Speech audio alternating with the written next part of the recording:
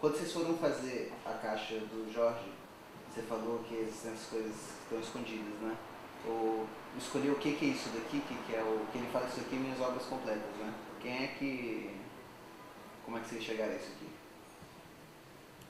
O Jorge não era, acho que ele mudou um pouquinho, ele não é uma pessoa, o Jorge sempre falou que ele queria levar uma vida que pudesse guardar tudo dentro de uma mochila, né? Ele sempre foi uma pessoa muito desprendida, sempre levou uma vida de beach hipster e isso atrapalhou o nosso trabalho, quer dizer, a gente teve que ir atrás de todos os parceiros dele, ir atrás de todo mundo, atrás do material que ele não tinha, o próprio Jorge não tinha suas fotos, não tinha seus artigos, não tinha os originais dos seus textos.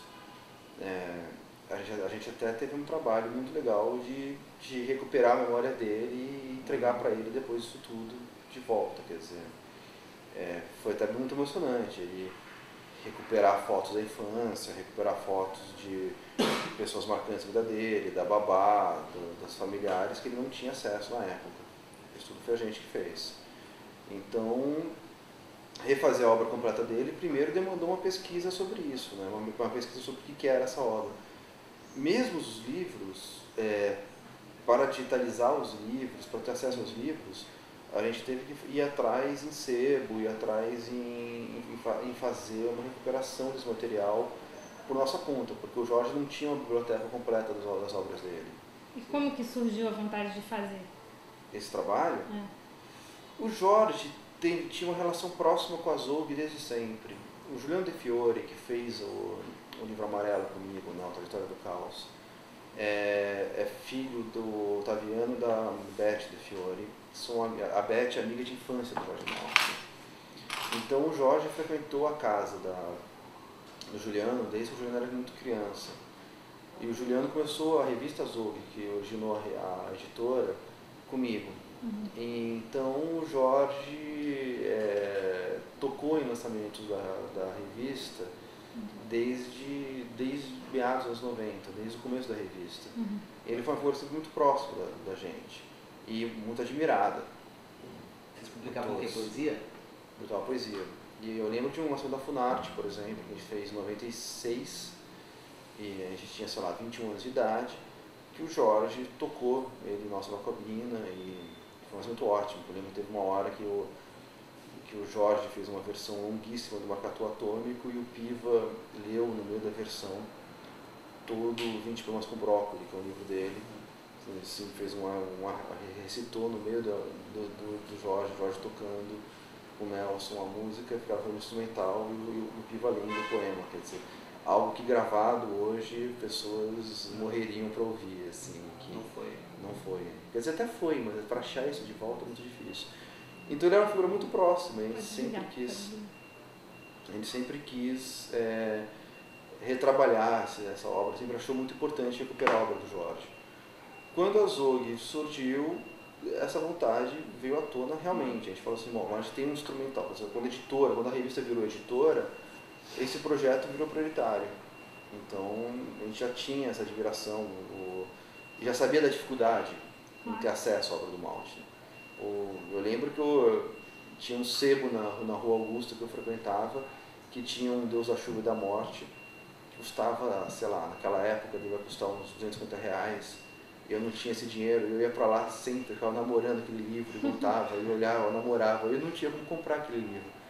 Então, sei lá, sabe, você vira e fala, vou lançar, né? Quando eu tiver a chance, vamos recuperar isso. E daí, quando a gente lançou a editora, a gente foi atrás de conseguir o projeto, de conseguir fazer a caixa. O que foi mais difícil? Isso aqui você... desculpa. Não, pode falar. Você foi ler o Deus da Chuva e da Morte pela primeira vez para fazer a edição, então? Não, saiu uma edição dele antes, né? No fim dos anos 90 teve uma edição, que foi uma edição, acho que no Mato Grosso, uma edição desse tipo, uma edição bem marginal, na verdade, do Deus da Chuva. Eu tive acesso a ela. E depois eu achei ela também no selo, comprei uma edição original também, eu tinha o original também já. Eu colecionava o Maltner, Então eu tinha alguns livros eu já tinha na mão. Outros não, outros foram difíceis de achar. Eu tive que correr muito atrás quando a gente foi fazer a caixa. Não foram fáceis. Na época não tinha o estante virtual, né? Não tinha os sebos online ainda que tanto facilitaram depois. Mas o mais difícil foi digitar tudo. Não foi nada fácil. Na época a Zog, é difícil pensar, assim, eu fico brincando hoje pensando nisso, né? A Zog era na minha casa, a Zog era eu e mais uma pessoa. Então fazer esses livros todos, em 2 pessoas, quer dizer, digitar 1.700 páginas de texto em 2 pessoas com prazo corrido, era uma loucura. A gente parou noites e noites e noites, assim, a gente teve menos de 6 meses para fazer esse livro, então era... Sabe, a tendinite correu solta, né? Quer dizer, isso foi muito difícil, era muito exaustivo. Quer dizer, eu lembro que no fim do livro, a Beth De Fiore veio para cá. A gente estava acabando o livro, ela veio para cá e passou uns dias com a gente, ficou supervisionando também, ajudando a acabar o livro. E ela fazia a velha guarda do jornalismo da Abril e tal, que é aquela coisa de saber varar a noite mesmo, né? De saber... ser firme no trabalho, agora à noite. Eu lembro que um dia assim, a gente parou 3 noites seguidas trabalhando, daí depois disso eu falei assim, não, Beth, eu não aguento mais, eu preciso deitar no sofá e dormir um pouquinho, eu tô exausto, eu preciso descansar um pouquinho. E ela me deu uma bronca, ela falou assim, não, Sérgio, vocês da nova geração são os frouxos, vocês não aguentam nada, você tem 25 anos e não aguento varar 4 noites seguidas, eu tô aqui com 60 e tô varando numa boa, e eu deprimidíssimo, falei assim, não, Beth, eu não aguento mais mesmo, por favor, 2 horas de sono, sabe, tipo, porque foi assim, fazer esse livro foi isso, foram noites e noites varadas. Provavelmente como quer fazer uma longa-metragem, assim, esse livro foi uma longa-metragem. Esse ritmo. Uma longa-metragem de baixo orçamento, assim, aquelas coisas que se faz na garra. A impressão que você tem viu contato com essas pessoas que são amigos do Jorge de tanto tempo e de ter trabalhado assim profundamente, né, com ter, por exemplo, datilografado essas coisas que são muito antigas, dele muito jovem. O que está prefigurado aqui, assim, do meio dessa pessoa como o Jorge é hoje, que você começou falando que o Jorge mudou, e o que você acha que mudou? Eu fico brincando que o Jorge é o anti-átomo, né? A coisa do átomo, quando você quer que ele seja matéria, ele é matéria, quando você quer que ele seja onda, ele é onda. O Jorge é o contrário, né? Quando você quer que ele seja uma coisa, ele é outra, né? Você não consegue deixar ele se definir, né? Tipo, ele sempre vai estar com essa vontade que ele de falar, agora eu entendi o Jorge Maltin, agora eu consegui identificar ele é isso, ele escapa pela tangente, vira outra coisa, e você tem que falar, tá bom, sabe, acho que ele está numa boa tradição do que seria o trickster, né, o trapaceiro dos índios norte-americanos, né, aquela figura que vem sabotar a cultura para fazer ela se movimentar, assim. Então, eu acho que ele sempre foi isso, quer dizer, ele sempre estava lá para colocar um pouquinho de diferença, assim. Eu acho que ele... Então, na verdade, nesse sentido, sim, tipo, ele sempre incomodou. Eu acho que quando eu falo que ele mudou, é que eu acho que ele mesmo brinca, assim. Eu acho que o Jorge está... outro dia eu vi ele falando isso. Eu acho que ele está menos à esquerda do que ele já esteve em outros momentos agora. E acho que algumas pessoas assim, se estranham nesse sentido, estranham ele nesse sentido. Mas é porque ele também está, sabe, tipo, colocando um discurso dele que é para incomodar, que é para criar diferenciais. Ele está sempre falando, olha, não, vamos aqui, eu não estou aqui para estar no coro dos contentes, quer dizer, eu estou aqui para trazer algum diferencial.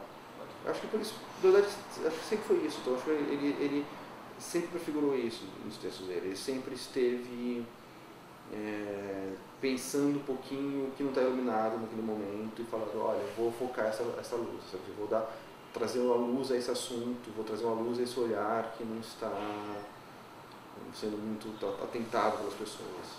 Bacana. E você tem, qual é a sua opinião? Que é uma coisa que me ocorre bastante assim, depois de ficar conversando com ele algumas coisas sobre a vida dele. Qual que você acha que é onde você enxerga a influência direta assim, do Mário Sheinberg nessas coisas que ele escreve, sabe? No pensamento dele, quando ele começa a bolar um sistema. Eu acho que a influência do Mário Sheinberg é central em muitas coisas, quer dizer, acho que primeiro, acho que o Mário Sheinberg foi quem trouxe o Jorge para a esquerda mesmo, assim, para o de esquerda mais sistemático. Acho que isso já é um lado importante. Eu acho que é gozado. Eu vejo isso mais forte do que outros lados que o Mário Sheinberg trazia também. Eu acho que o Jorge já tinha muito mais configurado antes, quer dizer, a coisa do caos, da cultura oriental, que acho que o Jorge chegaria naturalmente nele. Agora, eu acho que o Jorge, por estar com outras relações, tipo Vicente, Eduardo Ferreira da Silva e companhia, ele poderia, se não fosse o Mário Sheinberg, talvez ele fosse um cara que tivesse, assim como os casos da geração dele, tido um pensamento um pouquinho menos sistemático de esquerda. Acho que o Mário Sheinberg teve uma importância muito grande de sistematizar esse pensamento de esquerda no Jorge, trazer essa militância de esquerda que durou um tempo nele, assim, que dura. Acho que o Jorge nunca deixou de ser, inclusive do PCzão, né? Então, ele tem uma sensibilidade assim, e eu acho que muito rígida. Mas eu acho que esses outros lados que eu acho que o Sheinberg trazia, de trazer toda uma ideia de uma teoria do caos, ou da cultura oriental e tal, eu acho que acho que naturalmente o Jorge já trazia também dentro dele, mas acho que o Sheinberg também trouxe de uma forma muito consistente para ele informações sobre isso. O Sheinberg é uma figura incrível, né? Acho que o Sheinberg é uma figura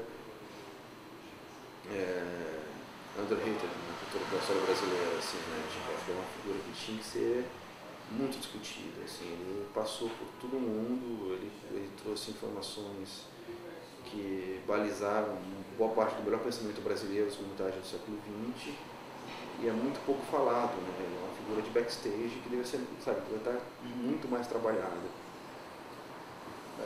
Eu pensei nele que o Jorge fala bastante que o Sheinberg tinha uma insatisfação com as formas estéticas da época, porque achava tudo insuficiente.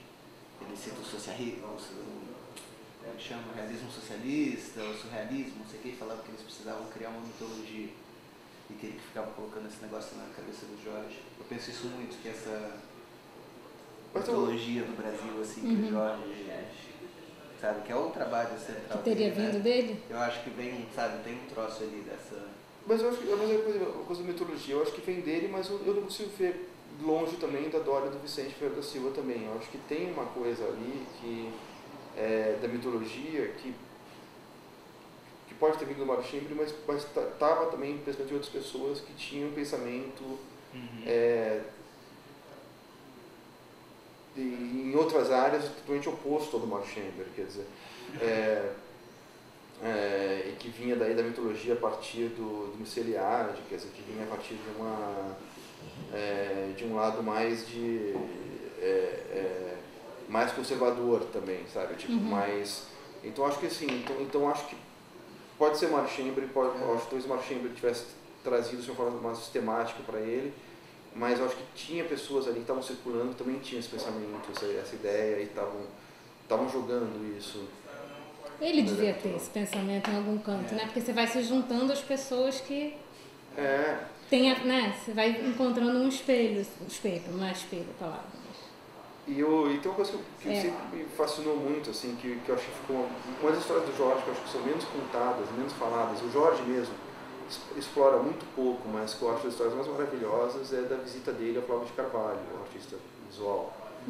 Quando ele vai visitar o Flávio de Carvalho, leva os escritos, e o Flávio, isso nos anos 50, e o Flávio de Carvalho fala: você escreve como um índio. Você escreve, sabe, você parece um índio, um canto, um mito indígena. Você escreve parece um mito indígena. Que também tem a ver com mitologia, e é uma coisa, sabe, tipo, e é muito antes o Mário Sheinberg aparecer também, é muito antes. É uma história que o Jorge conta muito pouco. Eu não consigo entender por que o Jorge também tão pouco coloca o Flávio de Carvalho como uma figura importante para ele. Sim. E que é uma figura que deveria ser fascinante, deveria pô, o Flávio de Carvalho tem coisas impressionantes, aquelas coisas de fugir para descobrir os índios loiros na Amazônia, de fugir para descobrir, sabe, tipo, as coisas que deveriam fascinar, e tem tudo a ver com a coisa do próprio Jorge, né, uma coisa meio delirante de Brasil também e tal, e que tem a ver com os mitos também, então acho que tem realmente isso, acho que ele também se cercava dessas pessoas. Uhum. Deixa eu perguntar uma coisa, porque o Amarelinho é meio uma trajetória mesmo, né? Uhum. E aí e vendo essa trajetória assim organizada, acho que, não sei, deve ter te dado um olho sobre a história dele, assim, não sei, sobre o caminho. Tem alguma coisa que te surpreendeu, algum momento que você acha que, não sei, quando vê a história assim? Acho que tem muitos momentos surpreendentes. Eu acho que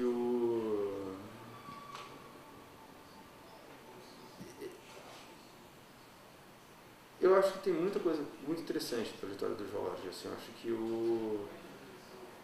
essa história, por exemplo, do Flávio de Carvalho, eu acho que é uma história que, assim, tipo, é uma história incrível, que não é contada, que essas pontes que acontecem da cultura brasileira, que a gente não, que são muito pouco faladas, né?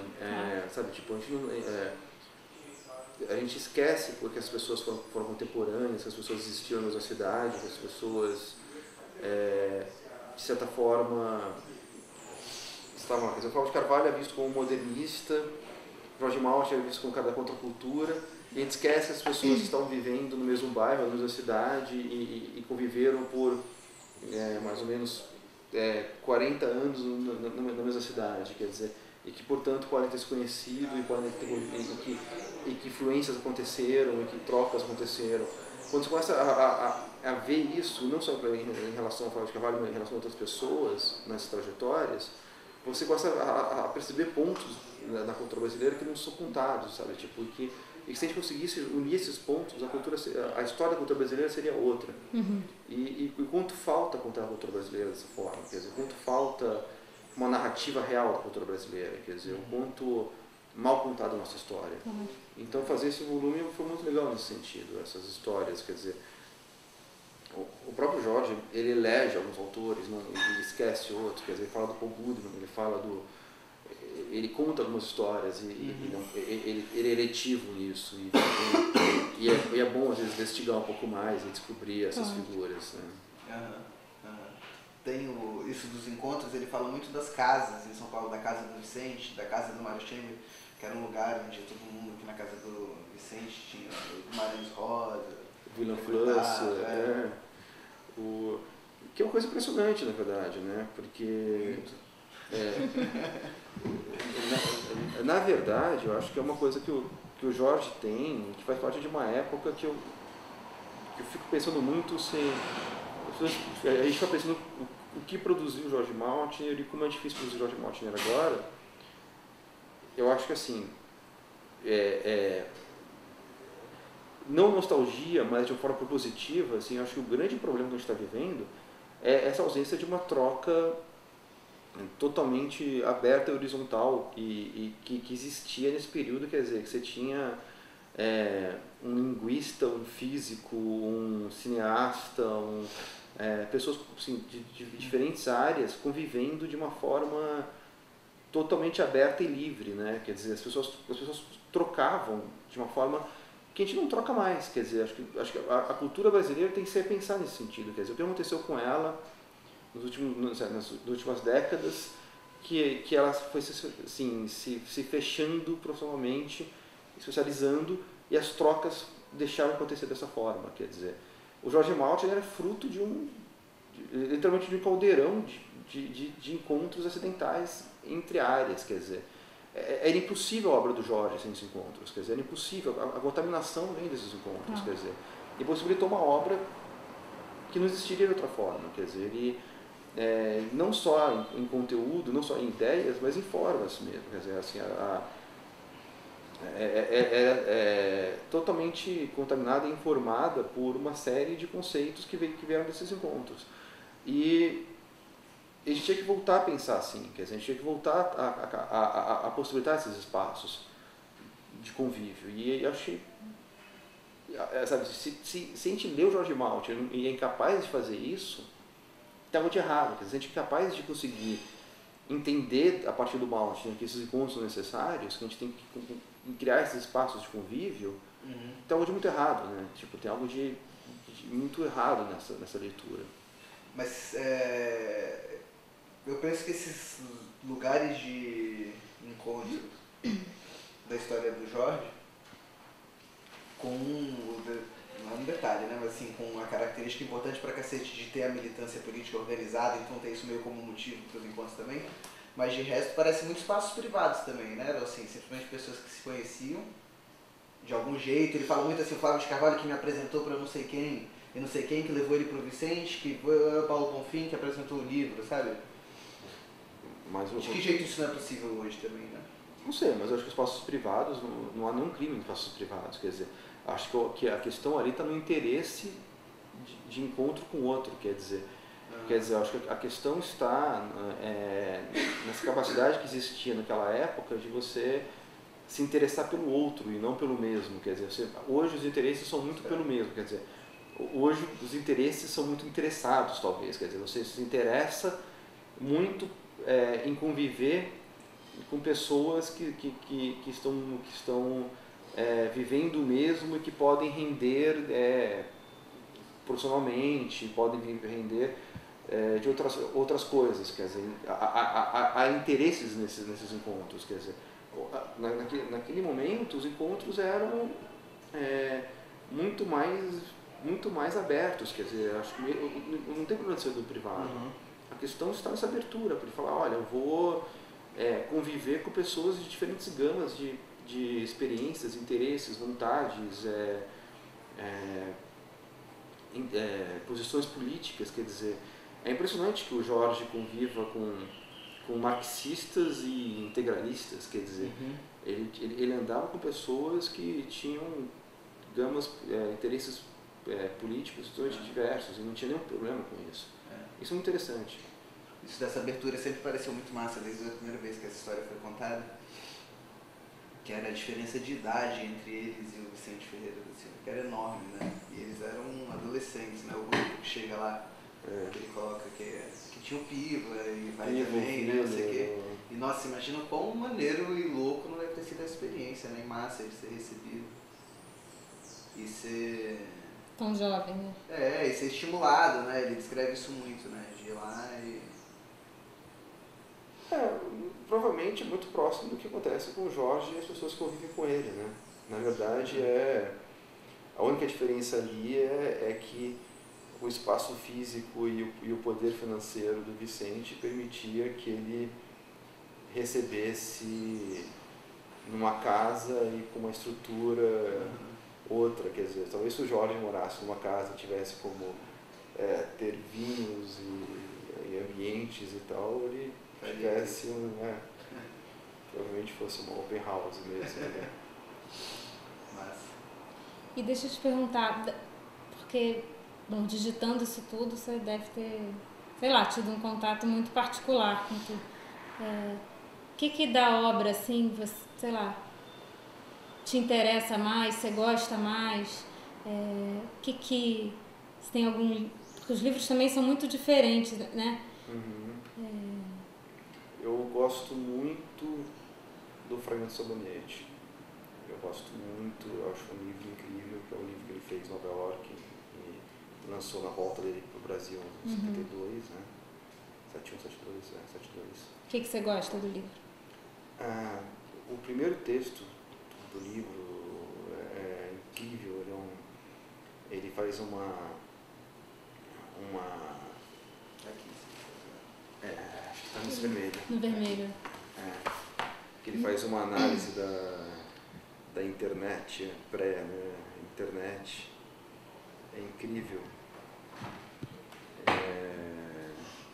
Mas eu acho as análises culturais dele são inacreditáveis nesse livro. Eu acho que é um livro de uma atualidade incrível. Você pode ler ele pensando no Brasil de hoje, pensando no mundo de hoje. sem tirar uma vírgula, assim, é impressionante. Quer dizer, é um livro de uma atualidade, de uma capacidade de reflexão crítica. Quer dizer, é um livro que não só é um livro literariamente muito bom, quer dizer, não é só um livro muito bonito, muito instigante esteticamente, mas é um livro de ensaio muito interessante. Quer dizer, é uma mistura muito interessante das duas coisas. Eu acho que é o livro que mais me impressiona do Jorge. Agora tem um outro livro dele, que é um livro muito mais simples, que é o Fundamento do Caos, que eu comprei quando eu tinha 14 anos. Então é quase impossível para mim escapar desse livro. Assim, tipo, eu vira e mexe e pego com esse livro de novo, relendo, e ele me acompanha, assim, me acompanha desde sempre. Quer dizer, eu me formei com esse livro. Quer dizer, O que tem nesse livro? é um livrinho de pequenos textos sobre... É um livro muito sintético sobre as ideias dele. Quer dizer, é um livro que tentou sintetizar realmente o que ele pensa sobre o caos, sobre o mundo, sobre o que é para ele a mitologia do caos. E é um livro que ele tentou ser conciso. E conseguiu. E é muito gostoso o livro, assim, e tem... E acho que tem esse lado afetivo, né? Não tem como você não gostar de uma coisa que você te acompanhou desde sempre, que você de cor trechos desde sempre, e que... Eu estava brincando outro dia com um amigo meu que falando que um livro é um objeto erótico, né? Você pega um livro desse, tudo anotado e tal, você, sabe, tipo, o livro tem memória, um corpo, né? Tipo, você pega... Aquele livro eu pego e tem marca de folha de árvore, que eu peguei em Lençóis, na Bahia, e marquei página, sabe? Tipo, você pega aquele livro, cara, tem uma memória, assim, pra mim, que não tem como, sabe? Tipo, não tem como fugir daquele livro, sabe? Eu tipo... tenho uma curiosidade sobre esse contato, que eu pensei que deve ser interessante ter contato com essas ideias quando você é tão novo, assim, tipo 14 anos. E depois que passa muito tempo, você tem uma perspectiva mais analítica, assim, né? Você fala, é uma análise cultural, é um livro muito sintético, mas certamente não era assim que você se sentia quando você teve um contato literário. Quando a gente tem 14 anos, a gente lê tudo meio igual, assim, Machado de Assis, não sei o quê, aí aparece um negócio desse. Você consegue se colocar nesse lugar de novo, assim, saber o que aquilo foi pra você naquela hora? Eu lembro que foi muito assustador, na verdade, porque, primeiro, era George Maltner, né? Você falava de temas que pra gente era tabu, né? Você tem 14 anos, esses temas são tabus ainda, quer dizer, você está querendo entender esses temas e falar com muita liberdade. Então você tinha literalmente era liberdade, quer dizer, não tinha tabu naquele tema, quer dizer, você não tinha como se escandalizar com aquele tema, sabe? Você tinha um problema ali que era o seguinte, você não estava lendo alguém que estava querendo te escandalizar e você falava assim, nossa, isso aqui é escandaloso, ou nossa, isso aqui é não sei o que, sabe? Tipo, você lia aquilo e falava, bom, É isso mesmo. é isso mesmo, é natural, opa, Mas tipo o quê? caramba, Que temas? sexo,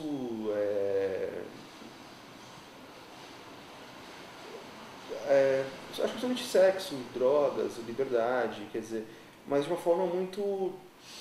E poder conviver com antagonismos, né? Ele é muito isso, assim. E de certa forma tinha essa coisa meio tipo... não ter vergonha, né? Você tem uma coisa do Jorge que, assim, que ele se expõe de uma forma que você fala assim... Você tem 14 anos, você vira e fala, cara, como esse cara escreve isso? Quer dizer, isso aqui, tipo... Como o cara se expõe dessa forma? Quer dizer, tem uma coisa de você falar, sabe? Tipo, como esse cara teve coragem de se expor dessa forma? Porque, evidentemente, está se expondo a mais do que devia, sabe? Tipo, isso aqui não é uma escrita, digamos assim, correta, quer dizer, sabe? Tipo, você tem 14 anos, você fala, cara, isso aqui tem algo de errado aqui. Parece que não tem filtro, né? Que vai solto, assim, né? Por isso que também parece simples. E daí isso dá isso no fim, assim, tem um certo grau de violência no primeiro momento, né? Você tem um grau de falar, bom, opa, o que eu faço com isso, né? Tem um grau meio... E depois disso, cria um grau de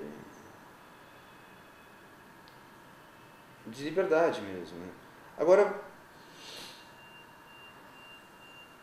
Bom, eu não sei o quanto eu posso, vocês podem cortar depois, se quiserem. Não, tá mas fala. Vocês podem cortar à vontade. Nesse negócio de grau de violência, eu lembro da coisa mais impressionante da minha vida, nesse sentido, foi quando eu tinha, sei lá, uns 16 anos, a gente foi para um sítio e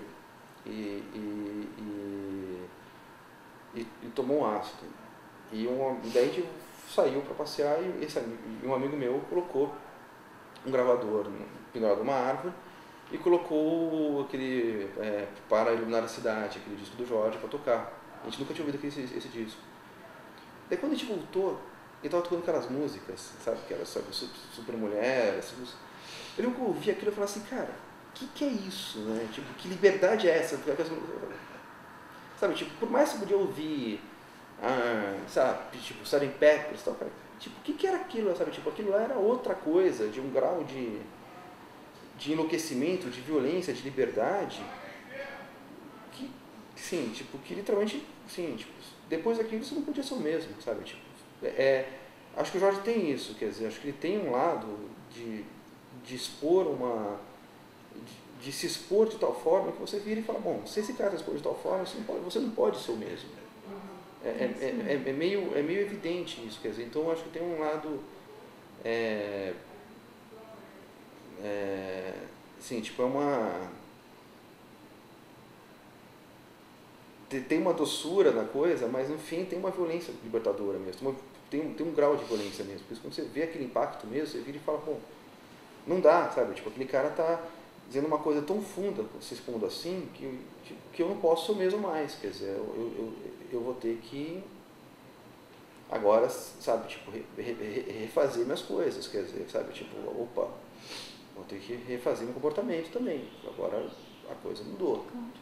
E acho que isso está muito forte na obra do Jorge.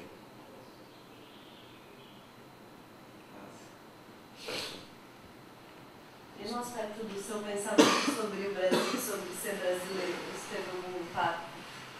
Porque eu me lembro quando eu conheci as coisas pela primeira vez, assim, que meu amigo veio me mostrar e falou, esse cara mostrou as paradas do Figa Brasil, que ele pensa o Brasil de um jeito diferente, não sei o que lá, eu lembro que eu olhei pro Brasil, assim, não sei, era o meu contexto, imagino que outras pessoas tenham pensado igual, ou diferente. É gozado, uma coisa...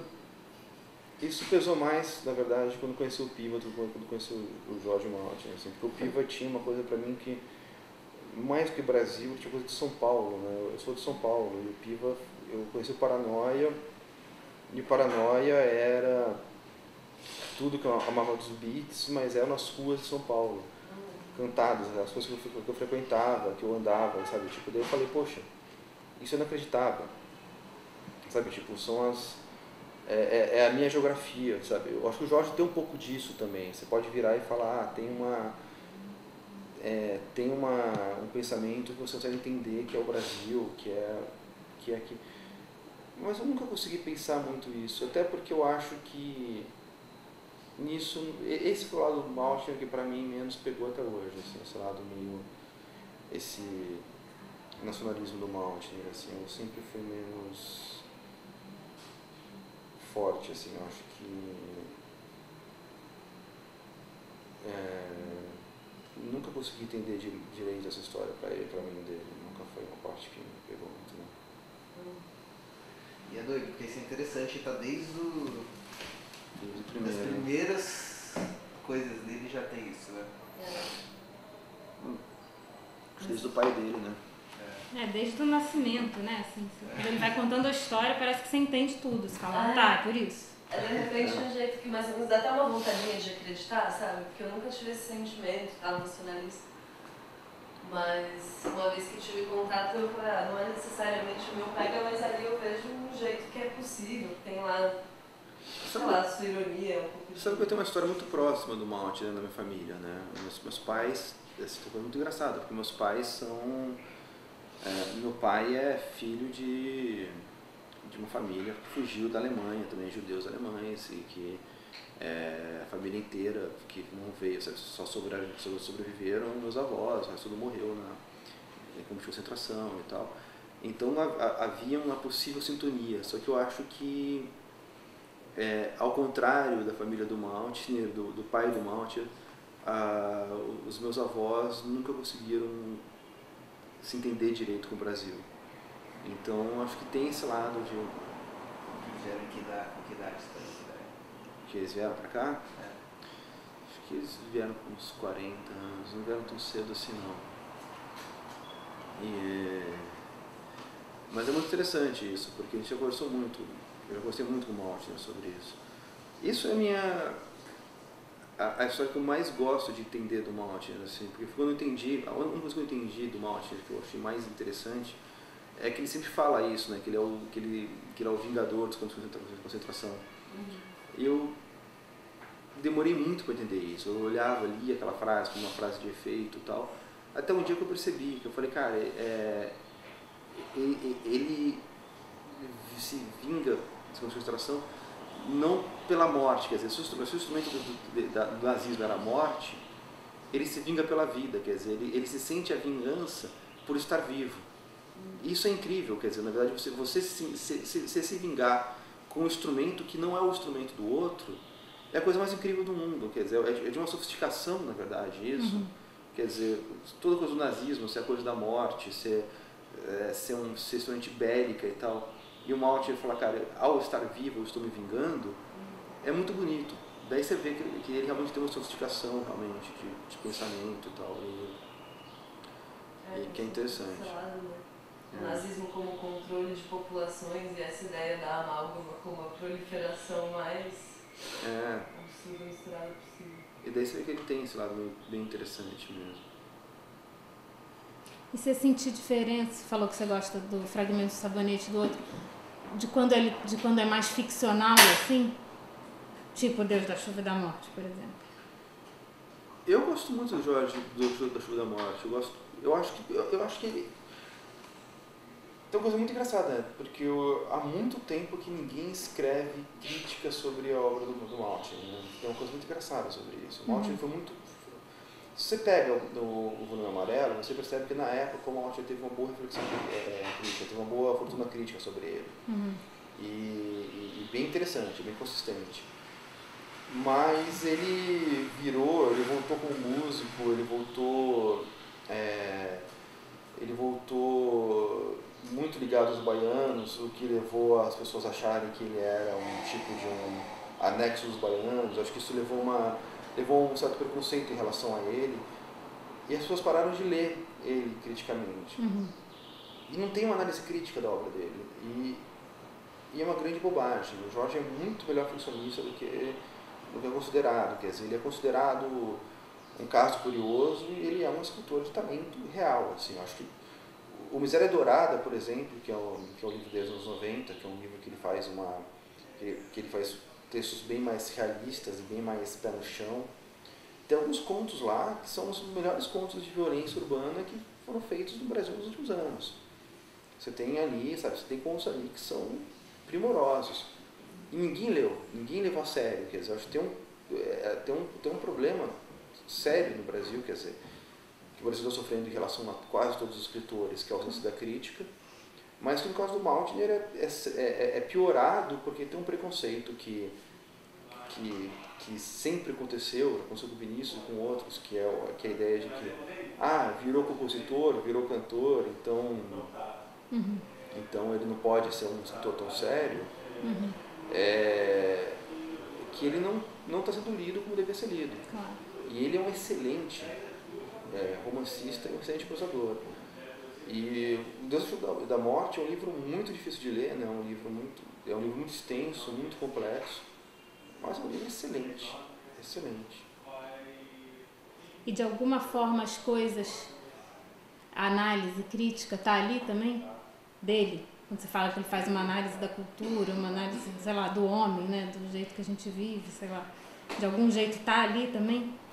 Eu acho que o Jorge é muito consciente do que ele faz. E acho que sim. Acho que ele deixa muito claro, acho que ele explicita muito, ele deixa muito claro e explicita muito claramente o que ele faz. Quer dizer, ele é um...